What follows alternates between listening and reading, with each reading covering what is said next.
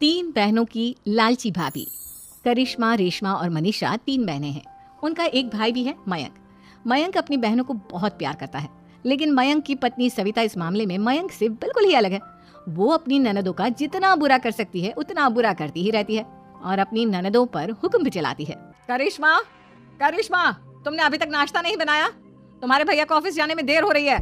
हाँ भाभी, बस अभी बनाती हूँ। करिश्मा, तुम ये ढीलापन छोड़ दो। कल को पराये घर जाना है। वहाँ अगर तुम इस तरह से काम करोगी तो लोग क्या कहेंगे कि माँ ने और भाभी ने कुछ सिखाया नहीं। और तुम्हारी दोनों बहनें कहाँ है? रेशमा मार्केट गई है और मनीषा सो रही है। क्या? सुबह के 8 बज रहे हैं और ये महारानी अभी भी सो रही है? ये कहते हुए सविता अपनी सास दुर्गा देवी के पास जाती है। माँ जी, देख रही हो अपनी बेटियों के तौर तरीके? क्या हुआ बहू, सुबह सुबह क्या कर दिया मेरी बेटियों ने?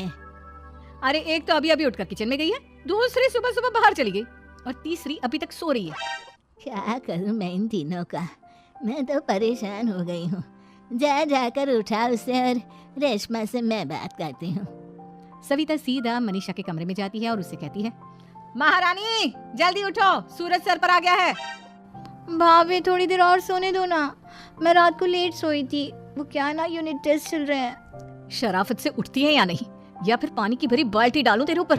नहीं नहीं भाभी, मुझे बिस्तर में नहीं नहाना, उठती हूँ मैं। मनीषा जल्दी से उठकर बाथरूम में चली जाती है। सभी आराम से बैठकर नाश्ता कर रहे होते कि तभी रेशमा बाजार से हाथ में सामान लिए आ जाती है। रेशमा को देखते ही सविता उस पर बरस पड़ती है। लो, आ गई महारानी। ऐसा भी क्या सामान लाना था जो सुबह आंख मलते ही बाजार की तरफ रवाना हो गई? भाभी, कल आप ही तो चीख रही थी कि घर का सारा सामान मुझे ही लाना पड़ता है, घर में किसी को भी किसी काम से कोई लेना देना नहीं है। अब मैं बाजार जाकर सामान ले आई तो आपको इस बात से भी तकलीफ हो रही है? देख रही हो माँ जी, अपनी बेटी की जुबान कैंची से भी तेज चलती है। और मयंक, आप तो कुछ कहेंगे नहीं अपनी लाडली बहन को। रेशमा, अपनी भाभी से ऐसे बात नहीं करते। चलो माफी मांगो। भैया, मैं क्यों माफी मांगू? आप भाभी से बोलिए ना कि हम पर कम हुक्म चलाया करे। हम इस घर की बेटियां हैं और आपकी पत्नी की ननद है, नौकरानी नहीं। लो कर लो बात। इनकी भलाई के लिए कुछ भी बोलो तो इन्हें बुरा लग जाता है। इस घर में यही इज्जत है मेरी। देख लो माँ जी, आपकी बेटी किस लहजे में मुझसे बात कर रही है। सविता वहाँ से चली जाती है। मयंक को बहुत गुस्सा आता है, वो भी वहाँ से चला जाता है। फिर करिश्मा रेशमा को समझाती है, रेशमा, तुम्हें भाभी से माफी मांग लेनी चाहिए थी ना। लेकिन दीदी, मैंने कुछ किया ही नहीं, तो मैं माफी क्यों मांगू?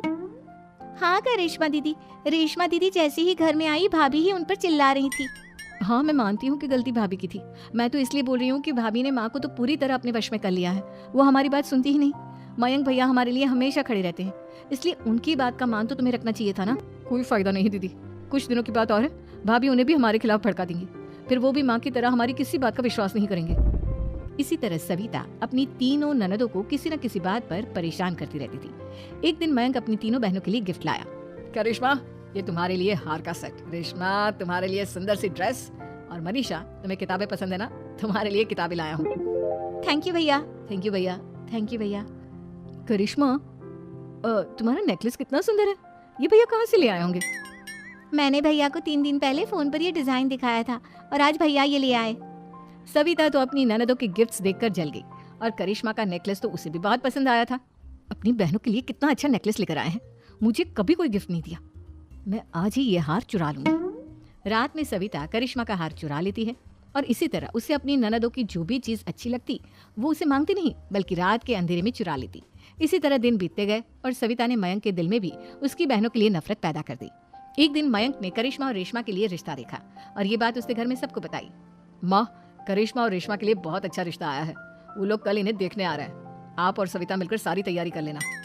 ये सुनकर करिश्मा और रेशमा खुश हो जाती हैं, लेकिन सविता सोचती है, अगर इन दोनों बहनों की शादी हो गई तो घर और बाहर का काम कौन करेगा?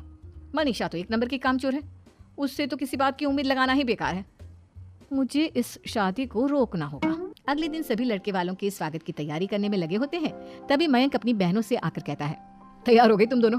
देखो, दोनों लड़के बहुत अच्छे हैं, मैं कोई कसर नहीं छोड़ना चाहता, इसलिए तुम उनके सामने अच्छे से बिहेव करना और अपनी भाभी से लड़ने मत लग जाना।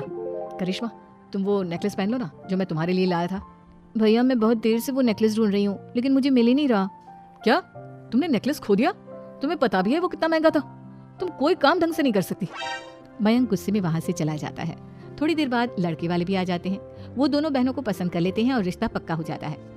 लेकिन सविता के दिमाग में तो कुछ और ही खिचड़ी पक रही थी। वो पंडित जी के पास करिश्मा की कुंडली लेकर जाती है और उन्हें पैसे देकर करिश्मा की कुंडली बदलवा देती है।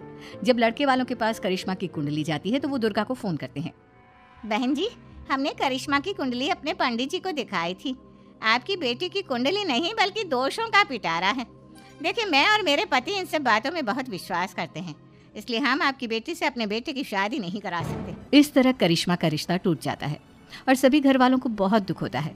अब कविता सोचती है, चलो करिश्मा का तो रिश्ता टूट गया, अब रेशमा का भी रिश्ता तोड़ना है। क्या करूं क्या करूं? अब सविता आवाज बदलकर किसी अननोन नंबर से रेशमा के होने वाले ससुराल में फोन करती है। हेलो, मैं कौन हूँ कौन नहीं ये आपके लिए जानना जरूरी नहीं।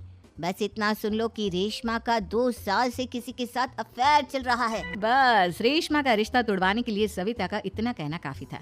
अब रेशमा का भी रिश्ता टूट गया। मयंक और दुर्गा देवी ने रेशमा को खूब खरी खोटी सुनाई और उससे बार बार उस लड़के के बारे में पूछने लगी। आप दोनों मुझे क्यों परेशान कर रहे हो?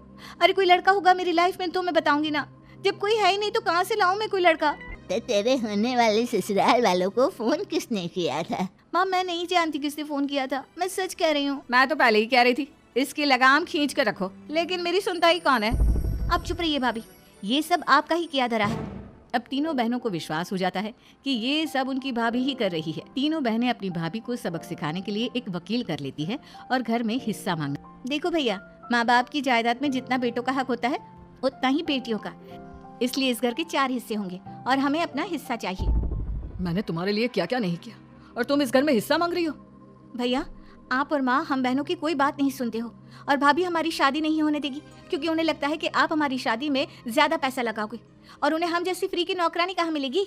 तो हम भाभी के साथ तो रह नहीं सकते, हम बहनों को अपना हिस्सा चाहिए। अरे तुम्हें शर्म आनी चाहिए अपनी भाभी पर ऐसा इल्जाम लगाते हुए।